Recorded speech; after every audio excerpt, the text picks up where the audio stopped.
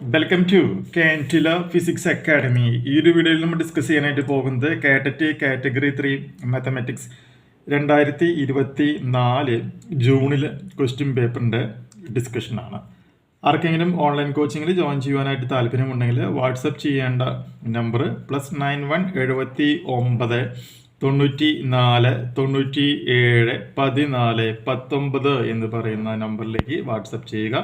Crash കോഴ്സിൻ്റെ fees എന്ന് പറയുന്നത് 1K റുപ്പീസാണ്. മെയിൻ കോഴ്സിൻ്റെ ഫീസ് എന്ന് പറയുന്നത് 10K റുപ്പീസാണ്. ക്വസ്റ്റ്യൻ നോക്കുക. Cos A is equal to 0.8.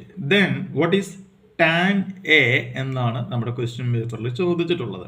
Options നോക്കുക. Option A 0.6, option B 0.75, option C 1.333 etcetera, option D 1 എന്നുള്ളതാണ് കൊടുത്തിട്ടുള്ളത്. ഓക്കെ, അപ്പോൾ ഈ ഒരു പ്രോബ്ലം നമുക്ക് എങ്ങനെ ചെയ്യാമെന്നുള്ളത് നോക്കാം. അപ്പോൾ ഈ ക്വസ്റ്റ്യൻ പ്രകാരം നമുക്കിവിടെ എന്ത് പറയാനായിട്ട് പറ്റും? കോസ് എ എന്ന് പറഞ്ഞാൽ ക്വസ്റ്റ്യനിൽ തന്നേക്കുന്നത് 0.8 എന്നുള്ളതാണ്. അങ്ങനെയാണ് എന്നുണ്ടെങ്കിൽ കോസ് എ ഈ 0.8 എന്ന് പറഞ്ഞാൽ നമുക്കതിനെ 8/10 എന്ന് നമുക്കിവിടെ മാർക്ക് ചെയ്യാം. ഇനി കോസ് എന്ന് പറയുകയാണെങ്കിൽ നമുക്കറിയാം അതൊരു ട്രിഗണോമെട്രിക് റിലേഷൻ ആണ്. ട്രിഗണോമെട്രിക് റിലേഷൻ പ്രകാരം അത് അഡ്ജസൻറ്റ് സൈഡ് ഡിവൈഡഡ് ബൈ എന്താണ് ഹൈപ്പോട്ടനസ് ആണ് എന്നുള്ളതും നമുക്ക് അറിയാവുന്ന ഒരു കാര്യമാണ്.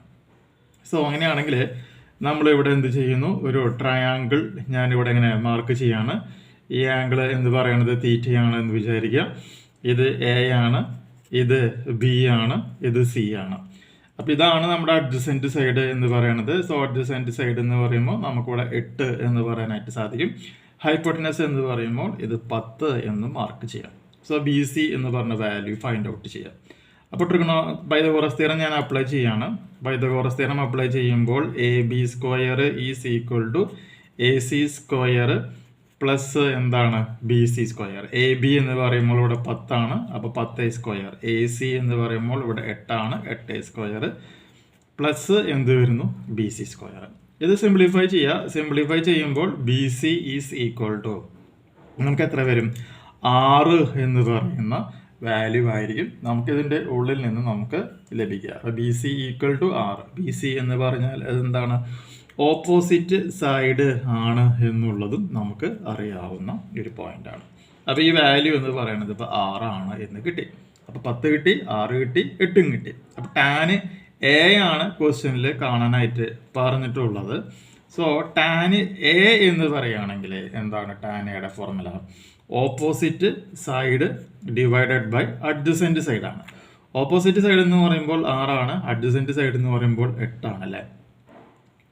അപ്പോൾ 6 നമുക്ക് ഡിവൈഡ് ചെയ്യുമ്പോൾ അത് എത്രയായിട്ട് മാറും? 3/4. അപ്പം 3/4 എന്ന് പറയുമ്പോൾ എത്ര വരും? 4 കൊണ്ട് നമുക്ക് ഡിവൈഡ് ചെയ്യാം. പോയിന്റ് ഇവിടെ 0. 7 4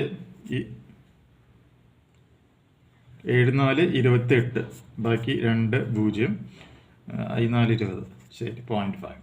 അപ്പോൾ ഇതിൽ നിന്നും നമുക്കിപ്പോൾ എന്താണ് കിട്ടുന്നത്? ടാനയുടെ വാല്യൂ കിട്ടി. Tan A is equal to 0.75 എന്നുള്ള റിസൾട്ട് കിട്ടി. സോ നമ്മളിവിടെ ഓപ്ഷൻസിലേക്ക് നോക്കുകയാണെങ്കിൽ ഇതാണ് എൻ്റെ option B. So option B is equal to 0.75. Okay, അടുത്ത വീഡിയോയിൽ നമുക്ക് മറ്റൊരു ന്യൂമറിക്കൽ പ്രോബ്ലം ഡിസ്കസ് ചെയ്യാം.